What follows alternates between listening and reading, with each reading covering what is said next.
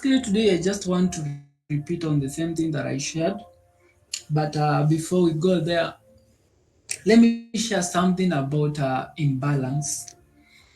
Imbalance, or what we call a fair value gap.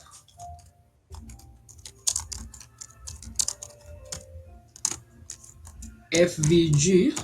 Some books will call it as imbalance, abbreviated as IMB.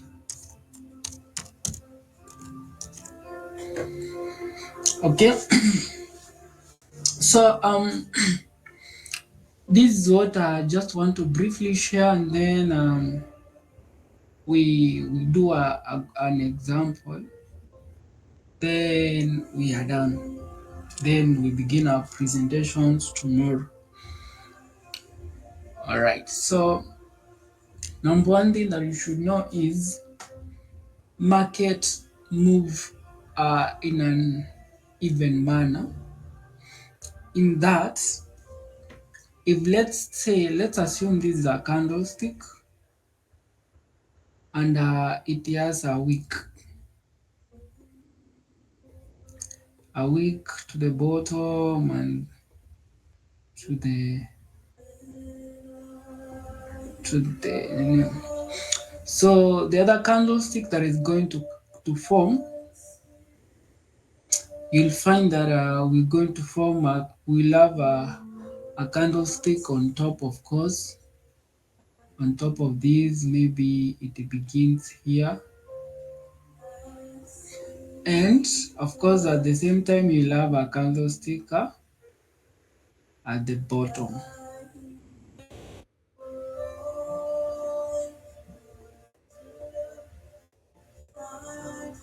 Okay. So what happens is, always the market must have this wick here. I mean the wick of this candlestick, and this wick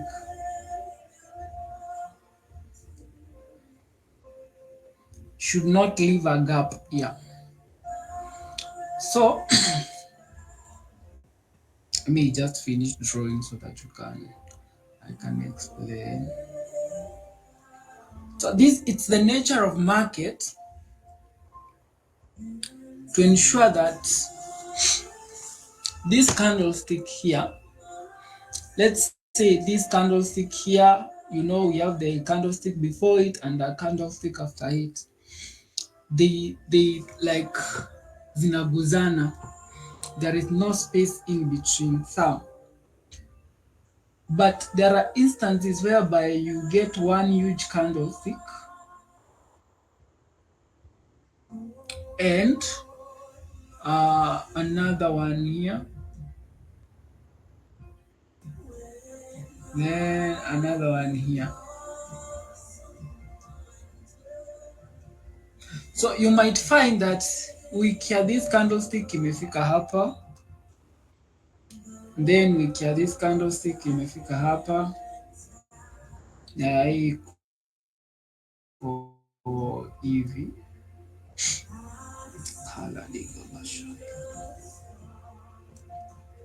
So in such a case, like comparing these and these, you find that the wicks of these candlesticks have not overlapped. And always the market must ensure that all the orders have been filled. So it means we have some orders here that have not been filled, as opposed to this whereby this wick of this candlestick and these have overlapped such that all the orders here have been filled. So in the event whereby we have a candlestick looking like this, whereby this week and this week, remember we are comparing three candlesticks. So this week and this week have not overlapped. This what it's in between here up IV is what we call an imbalance. Like the market is not balanced. We have some orders that have been left in between. And therefore, this is what we call a fair value gap. So the market must come back to this zone and fill in the orders here before it continues going down, going up, assuming this market was bullish. So it will come back, get a correction, come to this zone and then continue. If the market was going down, it will correct, come back to this zone and fill it. So I want to show you that in a real market. Let's take an instance here. We have this huge candlestick here. So in this case here, we are going to compare this candlestick iko hapa, hii na hii iko hapa. Sawa. So you find that we have a gap that has been left here. So this is what we call what? A fair value gap. We have a fair value gap remaining here. So the market has to come back to this zone. And that's why we had this correction. You see what it did? It came back to fill the gap. The gap was left. Now, comparing that, let's see a good example whereby the market is overlapping perfectly. So look at this. Like, let's look at this. Let's take an example of visitor. Is a red. This one, and this one. You see in between there, the wicks zimeoverlap. Hii side na hii, so hakuna nini imebaki. Aya, let's go to hii na hii. This week we have this and this. You see, hakuna space imebaki in between. Sawa. Let's compare which one. These and these. Hakuna, like there is perfect flow of orders. So now you see this one, for instance. Let's compare this and the red one. Imeacha a gap here. So that's why the market may come back, come a week to fill the gap, and then it continues. So this here, before it's filled, this is what we call a fair value gap. And that's why the market then to come back there. Same case applies to, let's check this one here. It left a gap here. And that's why price came back up and ikarudi, so that it fills the gap and then we continue. So anytime the market leaves an imbalance, it has to come back to that imbalance and fill the imbalance. So, okay, for instance, there is something that happens in GBP USD that happened in GBP USD the week we had in NFP news, whereby ni sub logic too easy to no, ilikuwa actually DXY ndo iliacha gap and then ikafill. I remember it. Yeah, very nice. So during the news, hiyo exclamation ni Barbara peke yake anaweza elewa, kuna mkamba mwingine hapo. So during the news, this market did something like this, and you see we were left with a very huge fair value gap here. So the market had to correct all the way to fill in this gap, and that's why after it filled, after ilijaza this gap, ilifanya nini? Ilikuja hivi, then after the gap is filled, ikafanya nini? Ikashuka. Aya, same thing happened. I want you to see. Market here, we had news on Monday. This was on Monday, I remember. This was on Monday. So market did something like this. So ikaacha a very big imbalance. Remember, we are comparing this candlestick, this and this. Hizi zinafuatana hapa 1 2 3. So ikaacha an imbalance here. Sorry. An imbalance here. So the whole of today, the market has been trying to fill this imbalance. So, and after this imbalance has been filled, I'm expecting the market to start buying, to continue buying. So anytime the market leaves an imbalance, however long it takes, it is going to fill it. Same case, you see this imbalance here. Iko hapa hivi, you see the market imekuja huku, imerudi, imefill is imbalance. Unaona hii ni imbalance ya two candlesticks hizi zote. and after the market imekuja ikifeel hizo imbalance, that's why tumeanza kusell, and the sell is meant to now come and fill. Now it may fill this imbalance, now it's coming back to fill this another imbalance, and then iendelee kupanda. Like the market must move with balance, it must leave everything balanced. That is layman's language. However, in real sense, what is happening, market does not leave what we call unfilled orders. So it prevents what we call spillage. Okay, we're going to go into details on that, but the thing is, it has to move perfectly, filling all the imbalances, ensuring that the market is balanced.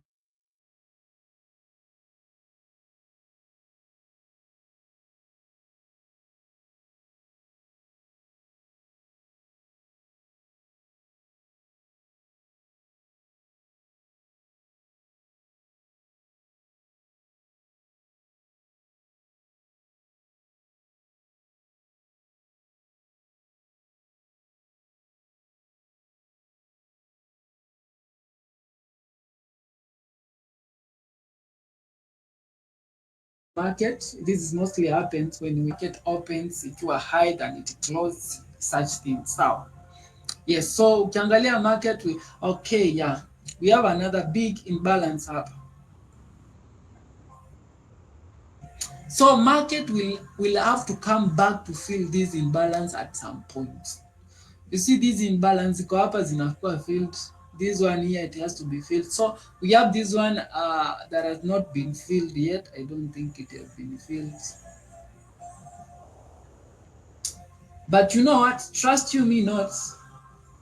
You see, after the market comes to this point, it might just do something like this and come to fill that imbalance before it continues selling. So it has to work perfectly, like move in a perfect way to fill these imbalances.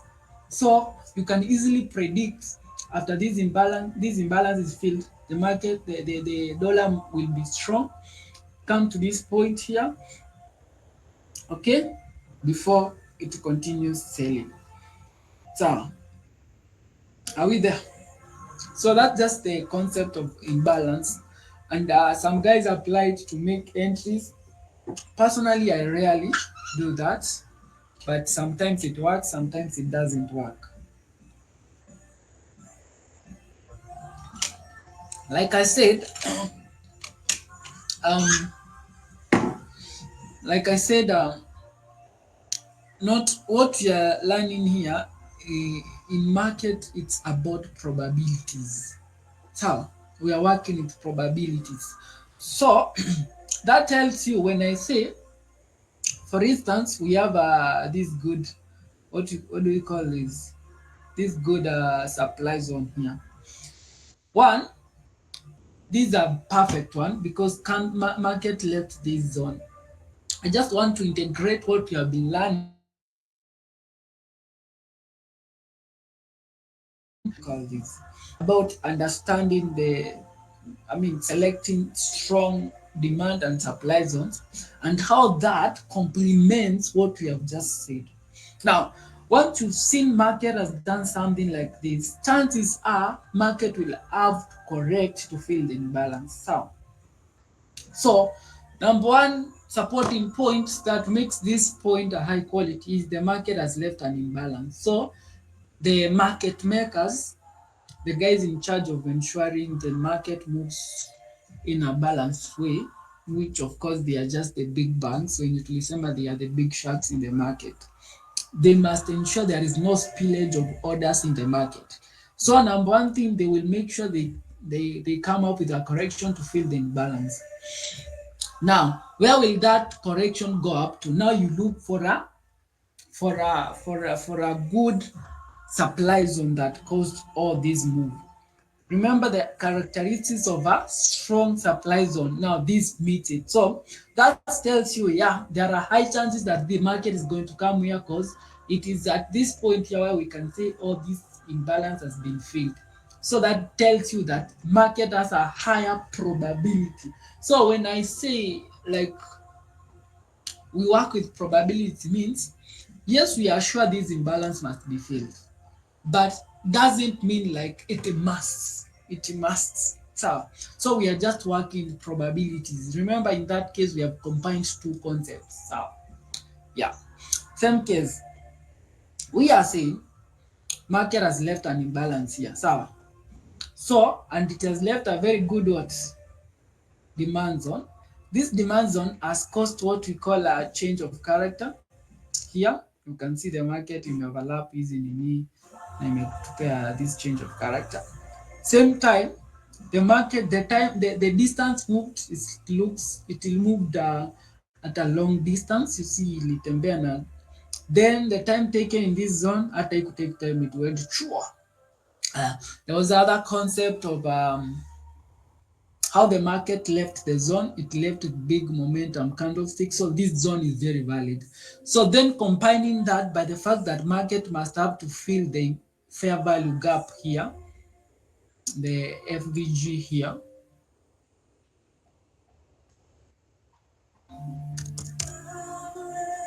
That tells you now, that makes now this zone to be a high probability. Remember, I'm not using the term must come. It has a high probability that the market is going to sell to this point before it goes up. Okay, so like those things, they complement each other to give you a high quality setup. High quality, I mean high probability setup. Sawa sawa? Yes. Uliza swali. Niko na swali hapo Mm, hapo kwa the two things mm, tuanze na hiyo fair value gap yenye iko kwa hii cell. mm.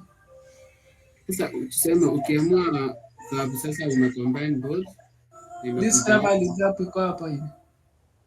hii ya cell hiyo and Yeah. then kuna ile supply demand iko hapo.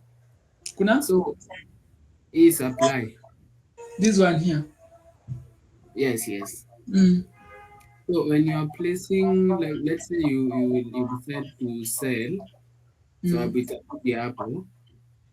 As So in, nikisell from this point. yeah. Uh-huh. Uh, utatumia gani ikiwa main point ni fair value gap ndio uweke stop limit ikiwa juu ya hiyo demand juu ama ni juu ya hii fair value gap? Sijui kama una get swali yangu. Okay, I've said Mm. some guys use fair value gap to make entries, but for me, I don't. I only enter in supply or demand zone. So now, this fair value just gives you an additional point, like the market itarudi nyuma ifill this gap, and it has, after it has filled, of course it has to tap into a supply zone for it to start selling. It can't sell from anywhere. So and after the fair value gap has been filled, the closest supply zone that has the qualities of a high quality supply zone is this one here. Nimekujibu. So we are not selecting the fair value gap, we are using supply zone and demand zones to make entries.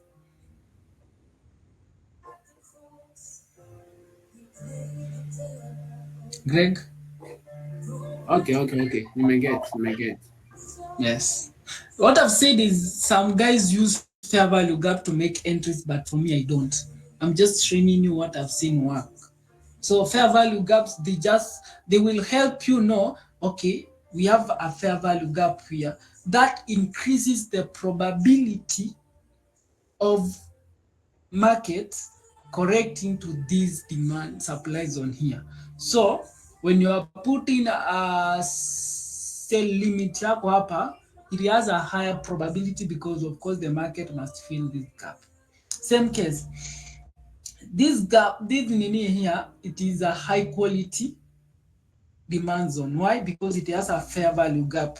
In short, hata niseme hivi, a supply zone or a demand zone with a fair value gap is a high quality.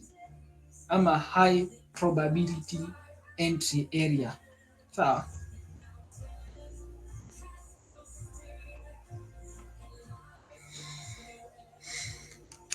Any other question?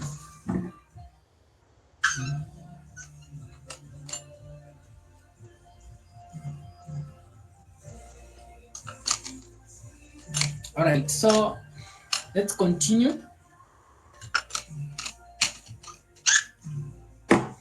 So I'm just going to give a single example. Then we call it a day, and then we start preparing.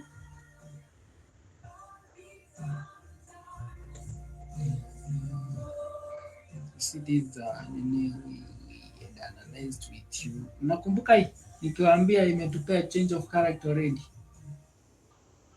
Do you guys remember this BTC tukianalyze tukisema? Okay, in fact let me just use it. The time I was differentiating between um the nini actually I take on analysis the divisional point of interest na extreme point of interest. So there was a time I was trying to explain to you that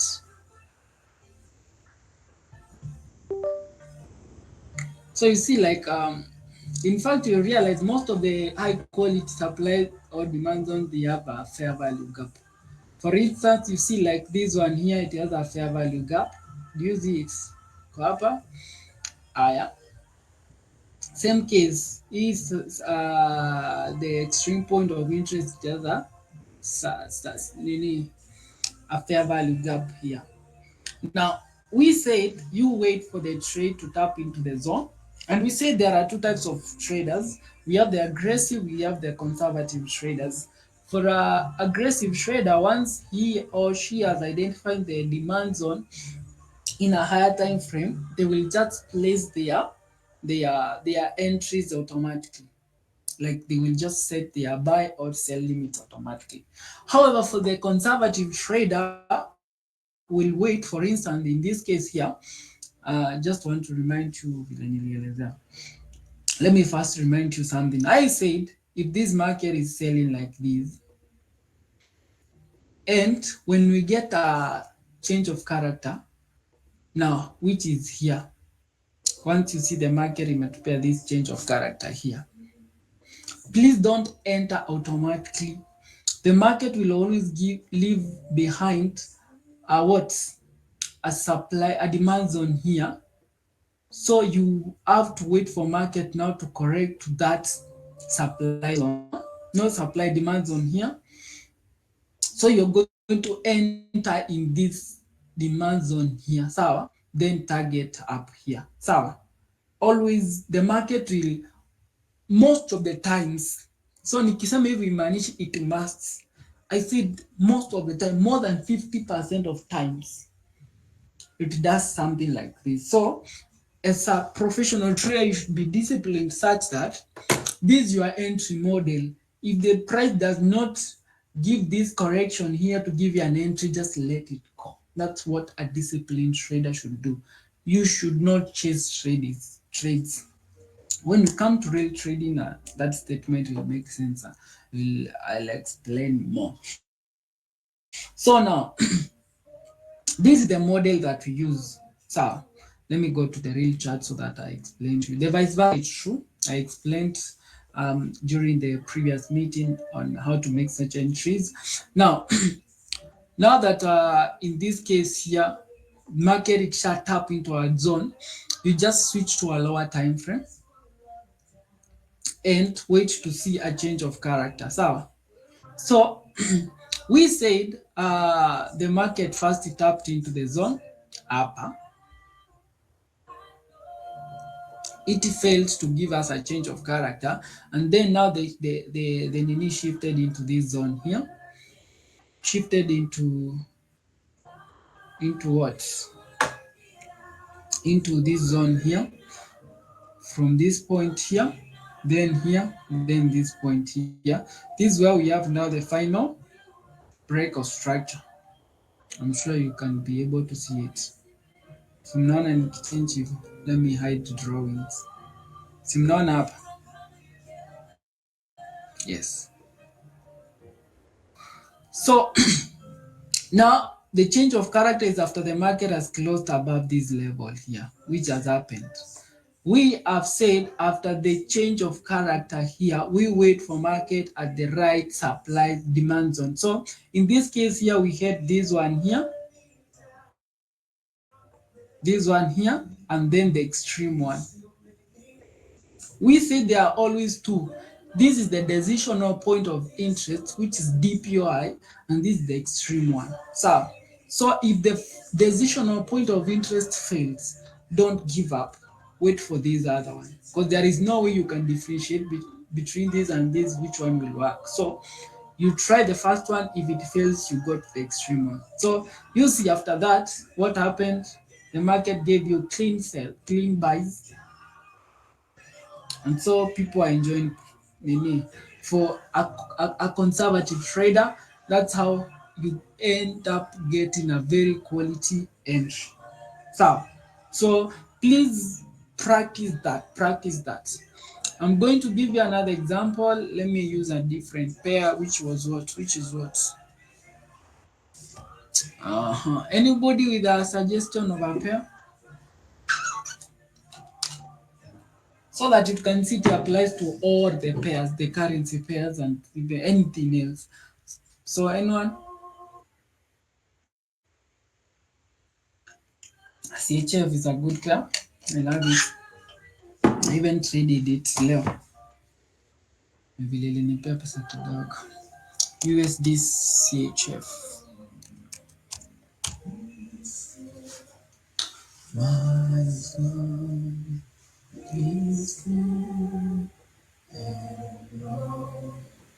All right, so this is USD CHF, higher time frame.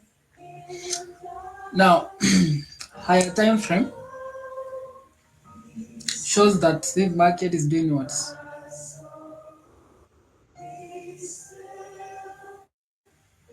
Sindio? So these are corrections. So now this is the swing strong. This is the swing strong, and this is the swing weak. So now, clearly from the look of things, the only valid we can pull our fib like this, okay, like that, and remember we are looking forward to take sales. So we wait for market to enter into the premium zone, and so we have these words. What do we call these? These are supply zone. So once you have highlighted that, for a conservative trader will wait and see the market tap into the zone and give us a lower time frame. Change of character. Aggressive trader ataweka entry automatic, and then adu nini? Afanye ile kitu. Angoje market tap. Once in the tap, I ended 15 minutes time frame like that. Then angoje what we call a change of character. So we have this, that. I think this is the final break of structure, because if you shift like that, oh yeah, kuna kingine hapa. Mm, but sitaki kuwa complicate nayo. So I'll just say the final one here hapa. So we wait for market to break this level. Kuna kingine naweza onyesha hapa. Ukienda to a lower time frame like 5 minutes, but this will come with experience, please. This will come with experience. You'll see something like this. You'll see this, then this, then this. So change of character will come when market has done what? Has gone beyond this, which is exactly. And what did the market do? Nimwambia it will always leave a good supply zone for entry. You see what happened? No, no. So that's a perfect example of how the market does something like what? If it is buying like this, when we get a change of character, it will leave behind a good supply zone here for you to enter then. You see? So when you enter here, you target here first. So it took take profit. So now There is someone else who is waiting to enter. The best zone to do so is around this point here. Meleweka? Yes, it's that simple. The more you practice it, the more utaanza kuiona. So please just practice that and everything will be good. Sawa. So ukishachukua hii hapa hivi uchukue na good lot size hapa hii kutoka hapa hadi hapa. In fact, it's something that played out for less than 1 hour. Let me just show you. From here to hapa it will take how long? Is the time range. Sorry.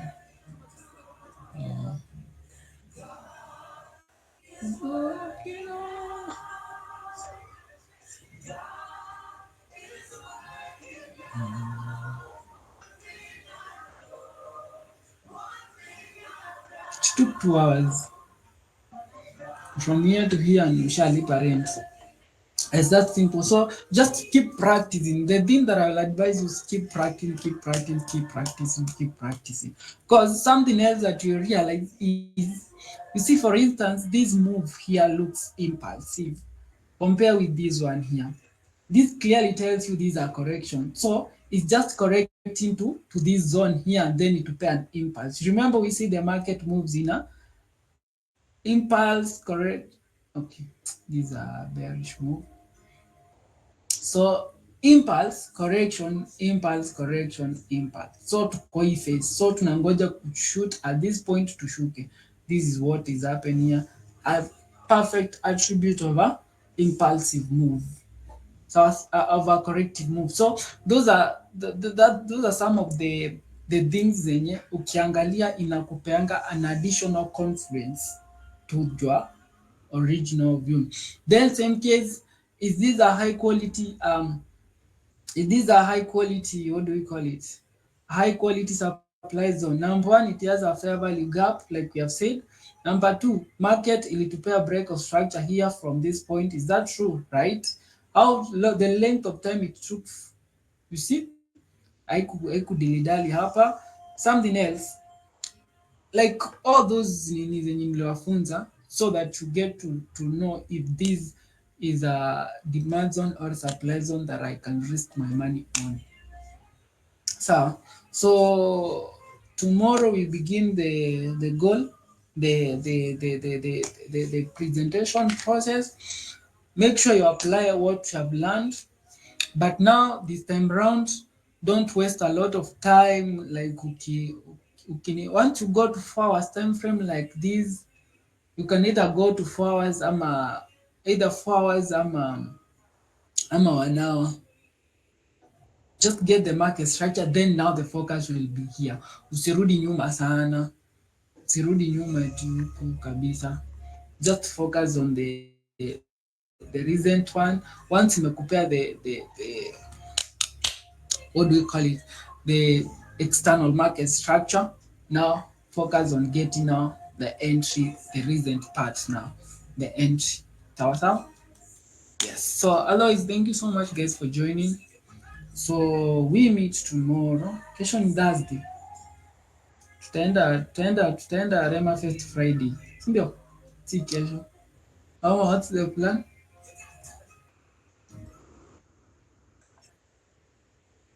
Kesho tuangalie yuko.